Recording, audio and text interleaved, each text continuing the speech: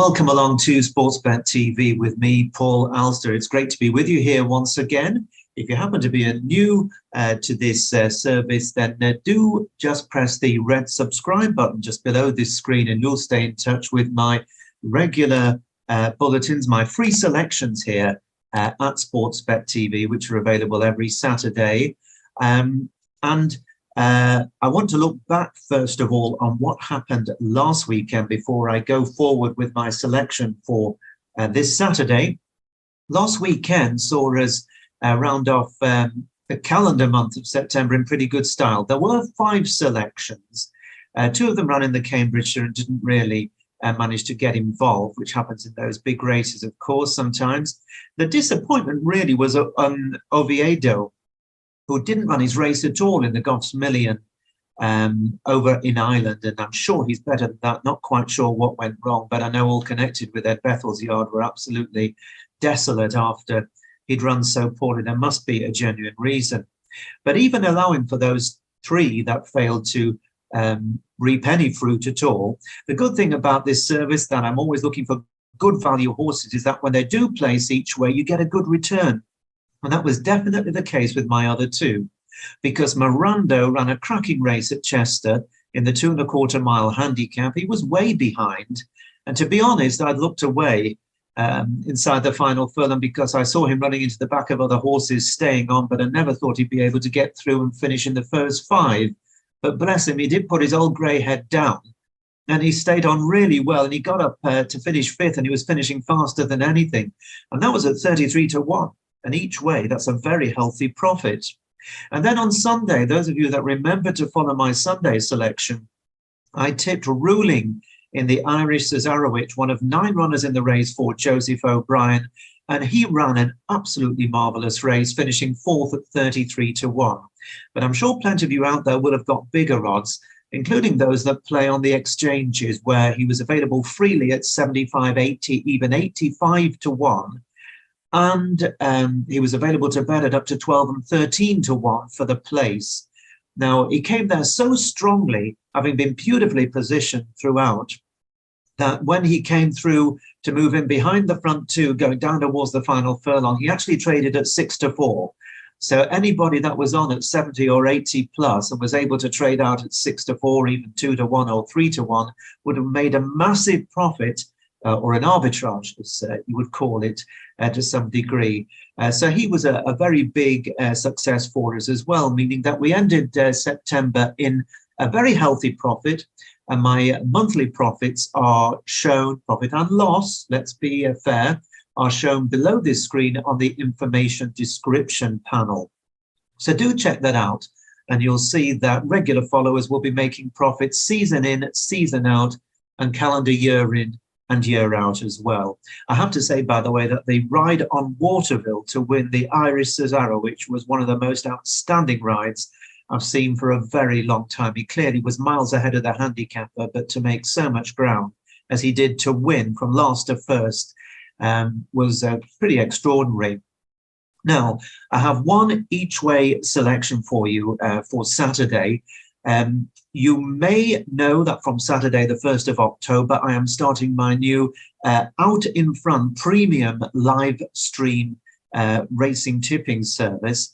And it's going to provide so much great information over so many more races and give you many more opportunities to get involved and hopefully make profits. And here are 1 or 2 words we prepared about what's on offer. Hello, I'm Paul Alster. Since July 2020, my followers have enjoyed some really great success here with my regular Saturday and festival tips here at Sportsbet TV. Well, now I'm offering an enhanced tipping service called Out in Front, aiming for plenty of big odds selections on far more racing days. So to continue receiving my profitable and enjoyable each way and often long odds racing selections, sign up now on Patreon for my low-cost, brand new live tipping service where you can interact with me and ask questions and comment in real time. So signing up to Out in Front only takes 2 minutes. First, choose a membership, then sign up, add a payment method, and then you'll get all the benefits of being an Out in Front member. I can't wait to see you, so sign up to the new Out in Front real-time tipping service with me, Paul Alster. So the Saturday and Festival package includes, as it says on the tin really, all the Saturdays, so you'll be able to get my selections, normally 3 or 4, sometimes even 5, when there are horses that I feel are worthy of an interest. And of course, there are also an additional annual average. There'll be of around at least 50 days from the racing festivals throughout the year. And let me just give you an idea of what I mean by those racing festivals.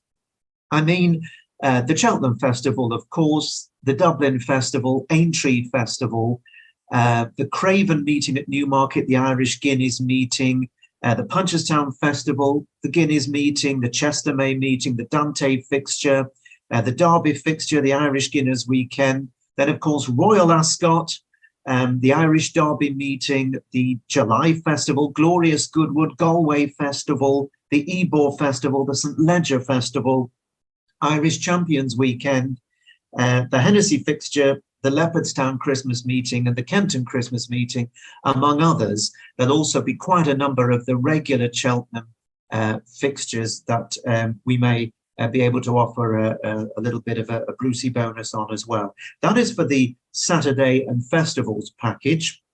And it's great value, really, when you narrow it down, because each bulletin is about £3.50, something like that it'll average out to, which for professional thoughts that have shown a significant profit over a long period of time, I hope you'll agree, is decent value.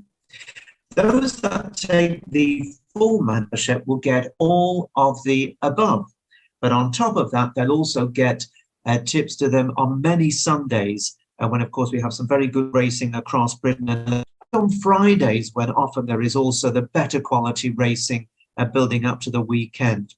I'll also be looking into the midweek racing schedules as well to try and tease out 1 or 2 really interesting bets through midweek. So you'll be able to keep an interest throughout the week and enjoy your racing with me at Out in Front. One of the great features about the new Out in Front service is that in many ways it's going to be very, very similar to the Cheltenham Live stream that we did that was so successful, with so many thousands of you joining me for my preview of this year's Cheltenham Festival. And what it means is that you'll be able to interact with me in real time. You'll be able to send me questions and make comments, and I'll do my best to answer any questions and respond to any comments you make along the way. It's going to be very informative, and I think it's going to be quite entertaining as well. And one of the things that I think has sometimes been an issue at Sportsbet, but not something that spoils your enjoyment in any way, is the fact that we record these messages, and then sometimes by the time they have been uploaded into the YouTube system, the odds have changed, sometimes for the better, sometimes for the worse. But what you will find when you join me as an Out in Front member, that you will be getting the tips exactly in real time as I'm speaking to you, and you'll be able to click or phone and make your bets if you choose to do so based on what I'm saying right away. So you'll get whatever odds I'm suggesting if you feel that it's worth taking the odds at that time. So that really is something I think you should have a think about. I would also say as well that you can sign up anytime you wish, and also we're not keeping anybody to any sort of a fixed term contract, as some do. Anytime you decide enough is enough, or for whatever reason you don't want to continue, which I hope won't be the case, but it's your privilege, of course, then you can cancel at any time immediately. So that's worth bearing in mind. I do hope as many of you as possible join me at Out in Front, and a big thank you to all those that have already signed up so far ahead of Saturday's first bulletin, which I'm sure is going to be of a great deal of interest. There's a lot to look forward to there. Now, here at Sportsbet, I just want to take you to our tip for this weekend, and that goes at Ascot in the 336, a 7 furlong handicap. It is a heritage handicap, so it's plenty prize money. The going is good. There are 18 runners at the time of this recording, which is on Thursday lunchtime. Now, as so often with these races, they're betting at very open race. Around 6-1 the field, when I had a look at those few bookmakers that have priced up at this very early stage. And that tells its own story about just how open this event is. And there are loads of old favourites taking part, including Fresh, who's on a course and distance hat-trick. He's trained by James Fanshawe, and he's only gone up, believe it or not, for 2 big wins. He's only gone up a total of £5, so he surely has every chance of going close again. Last time out, he beat Charlie Appleby's Silent Film by a neck, and that one reopposes. There should be very little between them again. Charlie Appleby also runs New Kingdom in the Godolphin Blue. He's gone up £3 for a head victory at Doncaster over 7 furlongs last time at the St. Ledger meeting. We've also got David O'Mara with a very strong hand. I think he's got 4 in the race, at least 4. 3 of them are Orban, who's had 2 really good wins this season. He's hit form with a vengeance and was a very good second at York last time.